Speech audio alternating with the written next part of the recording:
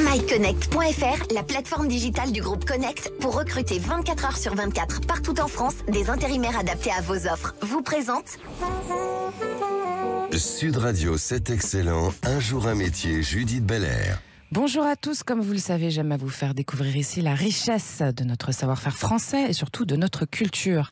Alors c'était une évidence de vous parler d'une exposition à ne surtout pas rater, Les Enfants de l'impressionnisme, qui débute juste aujourd'hui, et on en parle avec son conservateur, le directeur général du musée des impressionnismes de Giverny. Bonjour Cyril Siama, bienvenue. Bonjour à tous. Alors Cyril Siama, justement, c'est une exposition inédite autour des impressionnistes que vous nous proposez avec Claude Monet, Pierre-Auguste Renoir, Camille Pissarro, etc. Et alors ce qui est intéressant, c'est qu'ils représentent leur famille et leurs enfants. C'est vraiment une autre vision, quoi. Alors on est dans une vision extrêmement intime. En fait, on a essayé de lever le voile sur une histoire connue des spécialistes, mais pas du grand public.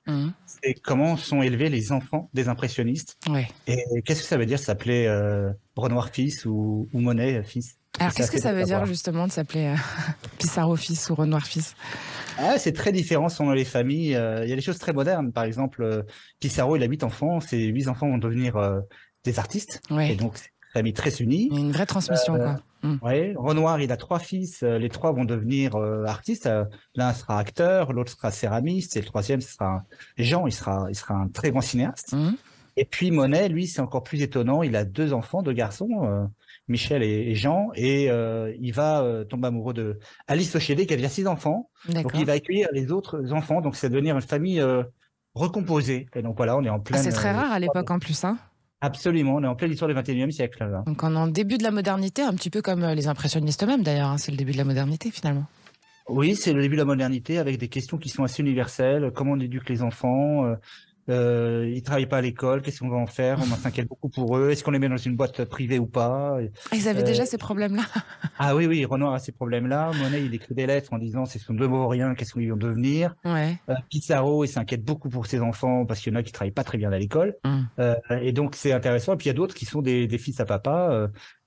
Julie Manet, c'est la famille Morisot, la fille de Berthe Morisot, et elle a une très belle éducation avec des précepteurs, des gens qui sont là. Bon.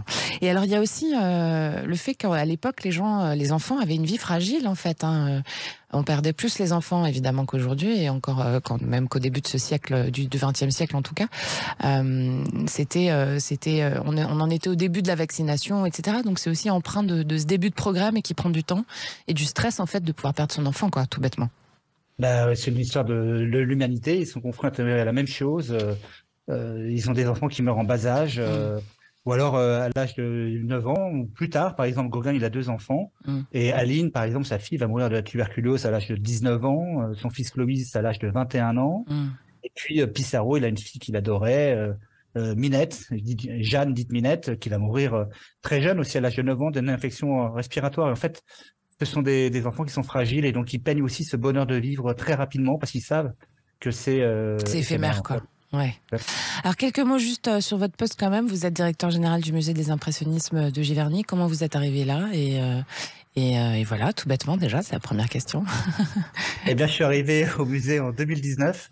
Auparavant, j'étais conservateur puis directeur par intérim du musée d'art de Nantes. D'accord.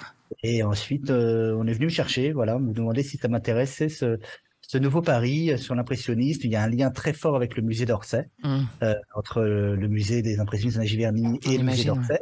Et donc, ils sont membres fondateurs du musée. Donc, c'est par cette liaison-là, en fait, que je suis arrivé dans l'aventure givernoise et c'est assez merveilleux. Il n'y a pas beaucoup de différence, finalement, entre, pour vous, le poste de conservateur et le poste de directeur général? On va dire qu'il y en a quand même une. C'est-à-dire que l'histoire de l'art, les expositions, quand on est conservateur, ça vous prend beaucoup de temps. Et quand vous êtes directeur, vous avez en plus beaucoup d'autres choses à gérer. Les finances, l'administration, les contrats, tout ça c'est un travail d'équipe évidemment, et il y a toutes les ressources humaines derrière à manager. Donc c'est faut être au four et au moulin, quoi. Exactement, c'est un truc de manager, c'est une PME, c'est une entreprise. On est une 60aine l'été, une 30aine l'hiver. Et c'est aussi une histoire de passion. Alors merci beaucoup pour votre témoignage de ce matin. Je rappelle pour tous les auditeurs que pour découvrir l'impressionnisme et les enfants des impressionnistes, des grands impressionnistes, l'exposition commence aujourd'hui, les enfants de l'impressionnisme. C'est au musée des impressionnismes de Giverny et c'est jusqu'au 2 juillet 2023. Merci beaucoup Cyril Siama. Bonne journée. Merci Judith, merci, à bientôt. Merci. Sud Radio, c'est excellent. Un jour un métier, Judith Belair. Avec myconnect.fr, la plateforme digitale du groupe Connect pour recruter 24 heures sur 24 partout en France des intérimaires adaptés à vos offres.